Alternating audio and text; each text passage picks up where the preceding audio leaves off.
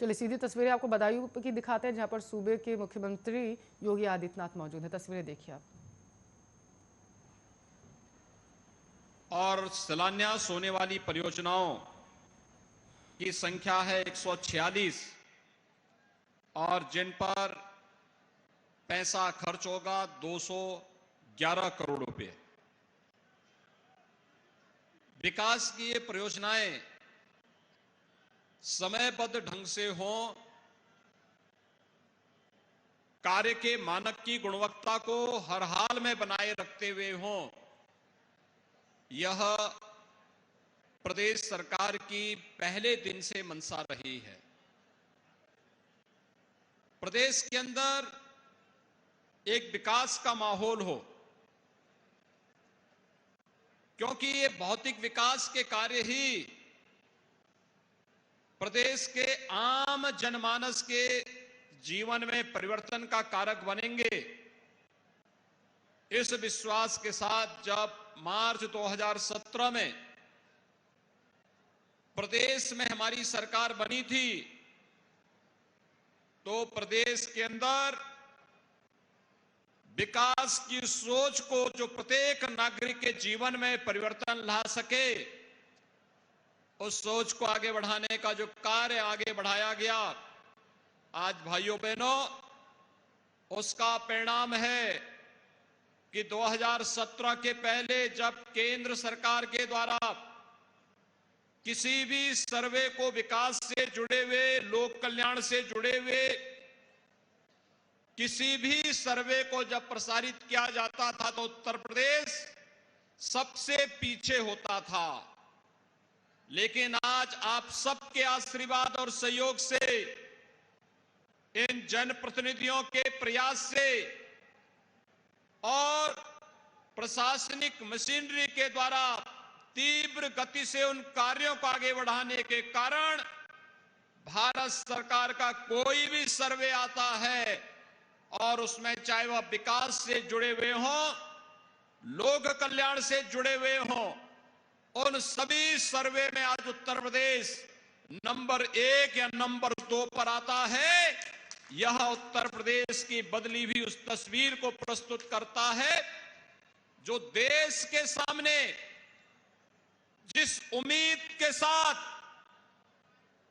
जिस अपेक्षा के साथ भारत के यशस्वी प्रधानमंत्री मोदी जी ने उत्तर प्रदेश को देश के अग्रणी राज्यों के रूप में खड़ा करने का एक सपना देखा था, वह सपना उत्तर प्रदेश ने 4.5 वर्ष के अंदर पूरा करके दिखाया है। और यही कारण है कि विकास की जिन योजनाओं का हम शिलान्यास करते हैं, उनका लोकार्पण करने के लिए भी हम लोग स्वयं आते हैं, हमारा जनप्रतिनिधि स्वयं आता है। आज यहां पर 1400 करोड़ रुपए की परियोजनाओं का लोकार्पण और शिलान्यास का एक कार्यक्रम इस बात की गवाही दे रहा है। भाइयों बहनों, 2017 के पहले उत्तर प्रदेश की स्थिति क्या थी? 2017 के पहले उत्तर प्रदेश की बदहाल कानून व्यवस्था, हर तीसरे दिन तो दंगे होते थे, कोई पर्व और त्योहार शांतिपूर्ण तरीके से संपन्न नहीं हो सकता था, अराजकता चरम पर थी, अव्यवस्था का तांडव था। और साथ साथ जब पूरे प्रदेश के अंदर बेटियां और बहनें अपने आप को सुरक्षित महसूस करती थी, कोई व्यक्ति पूंजी निवेश करने को तैयार नहीं था, क्योंकि उसे मालूम है कि जब वो स्वयं ही सुरक्षित नहीं है तो उसकी पूंजी प्रदेश के अंदर कैसे सुरक्षित हो पाएगी। लेकिन भाइयों बहनों, आपने देखा होगा पिछले 4.5 वर्ष के अंदर ये बदले हुए उत्तर प्रदेश में, अभी आपने दीपावली का पर्व सकुशल संपन्न किया है। दीपावली के पहले धनतेरस, दुनिया कोरोना से त्रस्त है, और धनतेरस हो या दीपावली, गोवर्धन पूजा रही हो या भैया दूज, ये सभी कार्यक्रम कितने शांतिपूर्ण ढंग से, कितने उल्लासपूर्ण तरीके से उत्तर प्रदेश के हर जनपद में मनाया गया। 2017 के पहले पर्व और त्योहार आते थे, भले ही कोरोना नहीं था, लेकिन कर्फ्यू के कारण हमारी आस्था पर कुठाराघात होता था और साथ साथ अनावश्यक रूप से अगर किसी ने उन दंगाइयों के खिलाफ आवाज उठा दी, झूठे मुकदमों में उन्हें फंसा करके प्रताड़ित किया जाता था, परेशान किया जाता था। लेकिन भाइयों बहनों, 2017 के बाद आपने देखा होगा उत्तर प्रदेश में कोई दंगा नहीं, पर्व और त्योहार शांतिपूर्ण तरीके से मनाए जा रहे हैं, कोई व्यवधान नहीं, कोई बाधा नहीं, सारे कार्यक्रम सकुशल संपन्न हो रहे हैं, बड़े बड़े आयोजन प्रदेश के अंदर संपन्न हो रहे हैं और प्रदेश सरकार ने अपराध और अपराधियों के प्रति जीरो टॉलरेंस की जिस नीति के तहत कार्य करना प्रारंभ किया है, आज उसके परिणाम भी सामने आ रहे हैं।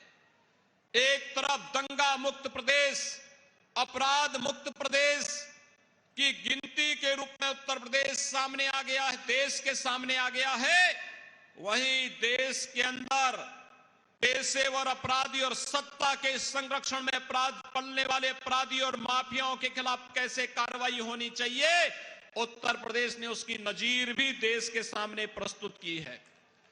1800 करोड़ रुपए की माफियाओं की संपत्ति जब्त की गई है और लगभग इतने ही करोड़ रुपए की उस अवैध संपत्ति को जो जब्त नहीं हो सकती थी, उसको बुलडोजर लगा करके ध्वस्त करने का कार्य भी राज्य की सरकार ने ही किया है। भाइयों बहनों, सोच होती है सरकारों की। याद करिए, समाजवादी पार्टी की सरकार 2012 में आई थी, उसने पहला काम क्या किया था? उस सरकार में सबसे पहला काम तो हुआ था कोसी कला का दंगा, बरेली के दंगे,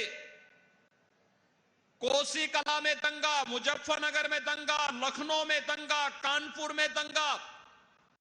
कोई जनपद ऐसा नहीं था जहां दंगे न हुए हों। और भाइयों बहनों, सरकार ने क्या काम किया था? जब पहले आई थी, आने के साथ समाजवादी पार्टी ने गरीबों के लिए नहीं, किसानों के लिए नहीं, नौजवानों के लिए नहीं, महिलाओं के लिए नहीं, उसने श्री राम जन्मभूमि पर आतंकी हमला करने वाले आतंकवादियों के मुकदमों को वापस लेने का काम किया था। पिछली सरकारें आतंकवादियों का मुकदमा वापस लेती थी, दंगाइयों को मुख्यमंत्री आवास पर बुला करके सम्मानित किया जाता था, लेकिन हमारी सरकार में आतंकवादियों को उनके लोक में पहुंचाने का कार्य होता है। आतंकवादियों के साथ किसी प्रकार की कोई रियायत नहीं, किसी प्रकार का कोई समझौता नहीं। लेकिन सरकार आई 2017 में, सबसे पहला काम किया गया, बहनों और बेटियों की सुरक्षा के लिए एंटी रोमियो स्क्वाड का गठन करके हर जनपद में मिशन शक्ति का एक अभियान चलाया जा रहा है। हमने पुलिस की भर्ती करवाई, 1.5 लाख पुलिस की भर्ती हुई और इसमें 20% महिलाओं की भर्ती अनिवार्य रूप से होगी।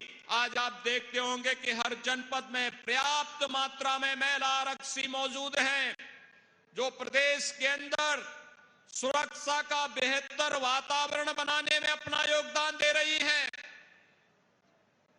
हमने दूसरा कदम उठाया था, 86 लाख किसानों का 36,000 करोड़ रुपए का कर्ज माफी का कार्यक्रम, जिसमें बदायूं में भी बड़े पैमाने पर किसानों का कर्ज माफ हुआ था।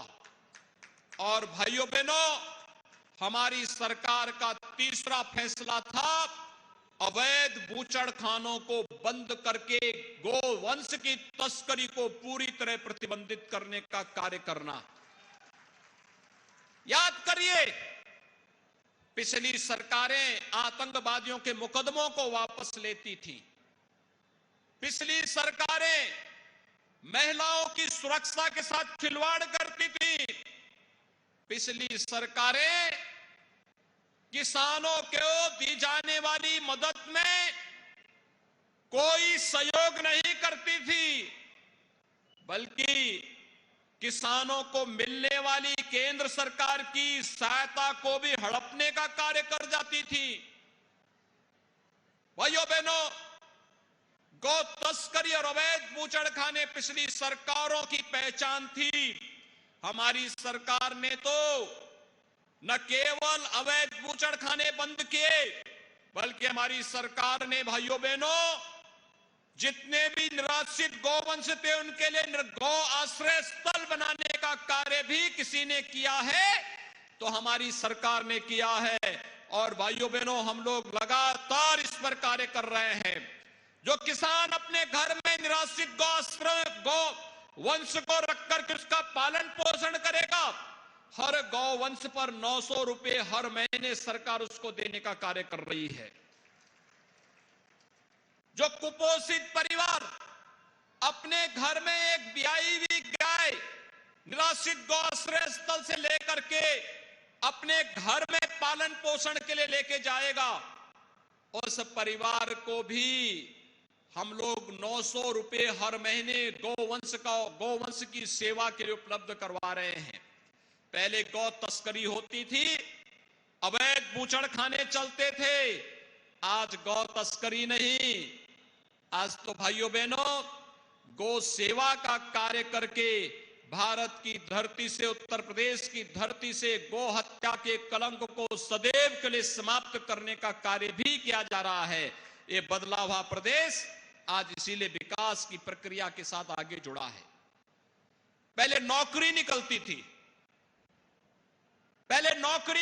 थी और एक खानदान का पूरा खानदान वसूली के लिए निकल जाता था। खानदान में भी कोई ऐसा रिश्ता नहीं था जो महाभारत की याद में दिलाता रहा हो। कोई चाचा था, कोई काका था, कोई नाना था, कोई मामा था, कोई भांजा था, कोई भतीजा था, कोई बबुआ था, कोई किसी रूप में काम करता हुआ दिखाई देता था। लेकिन भाइयों बहनों,